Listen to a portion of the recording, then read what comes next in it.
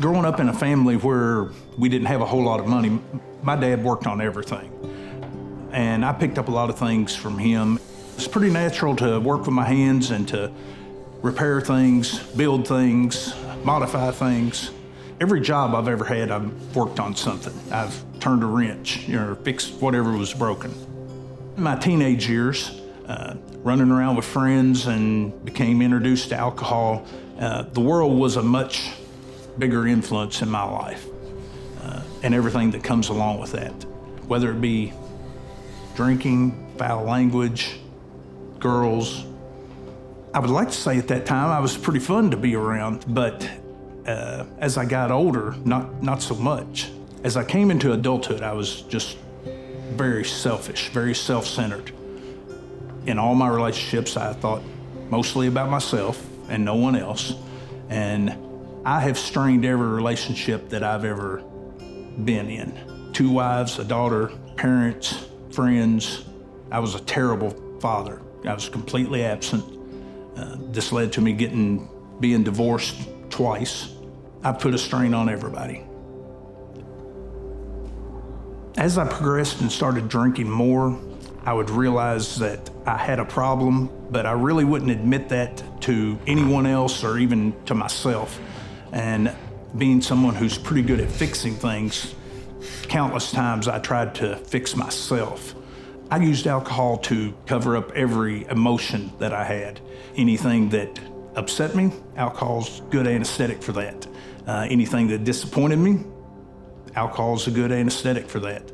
At that time in my life, I was probably one of the most arrogant people that you had ever been around.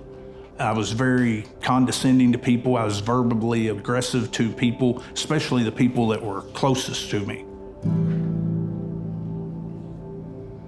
Then in 2012, my daughter had married a young man, and he suffered from Crohn's disease.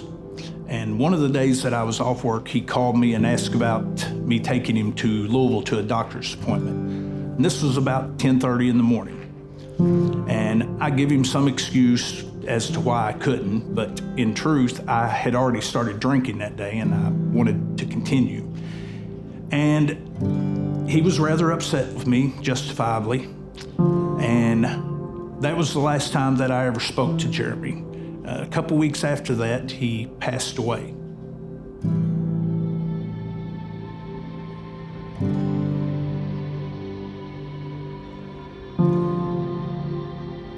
After that, I just got worse.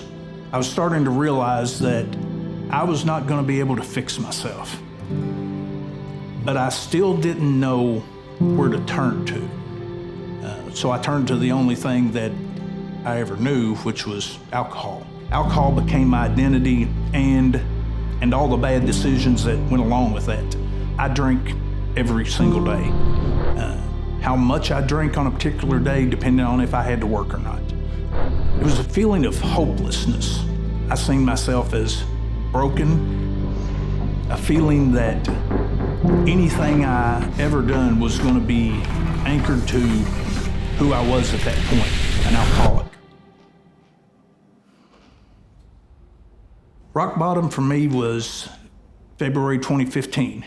Anjanette and I had been dating for several years, and in fact were engaged. And she had finally had enough of me. And she packed up and left. And I remember after I called on the phone, I remember her saying to me, "I need to see changes in you." Truth be told, she had no interest in seeing changes with me. She was done with me. But with her saying that gave me an idea that I could fix this, that I could do this, that I could make this happen. The night that Anjanette left, it snowed 12 inches. The following day was a Monday, and I called here at Severns Valley and asked about the Celebrate Recovery program.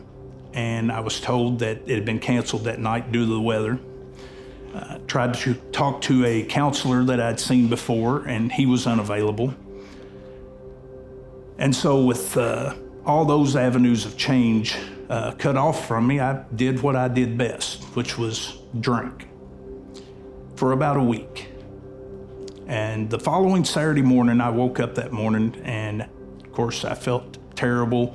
The weather was rainy and it was gloomy and just sort of like my life. But I made a decision that morning that I was not going to drink. I was on my knees in the living room floor, and I was begging God to help me. And it was just like he was standing there and said, "Why would I help you? You do not even believe in me." Now, at that moment, my prayer changed from him helping me to just accepting me as one of his and forgiving me of all my sin. When I got up off the floor, nothing in my life had changed, but everything was different. And that was day one of my sobriety.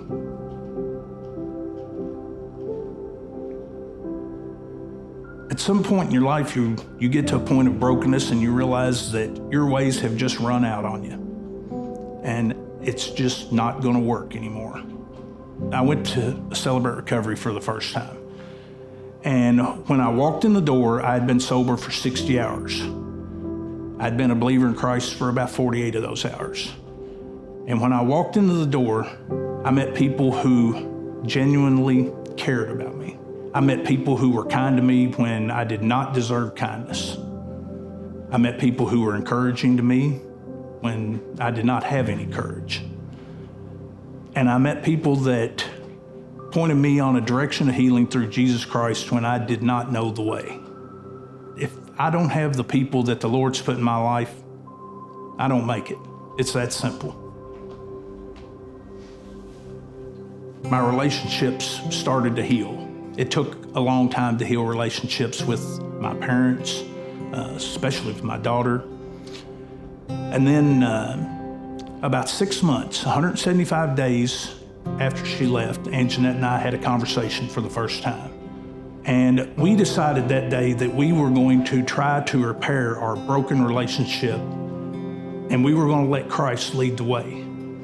And so, like always, the Lord provided people around us to lead us, to walk alongside of us, to comfort us. There was a lot of difficult conversations. There was a lot of healing that had to be done.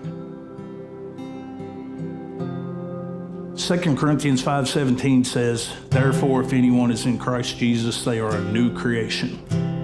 The old has passed away, and the new has come." I am a new creation because of Christ, not because of anything I did. Everything I tried to do didn't go very well. But through Christ and letting Him heal me, I have a new life. My life is nothing like it was before. I don't have to fight a battle now. The battle has already been fought and won on the cross. My job now is to just draw closer to Christ, to follow where He is leading me on the next step, the next day, the next person to share the gospel with.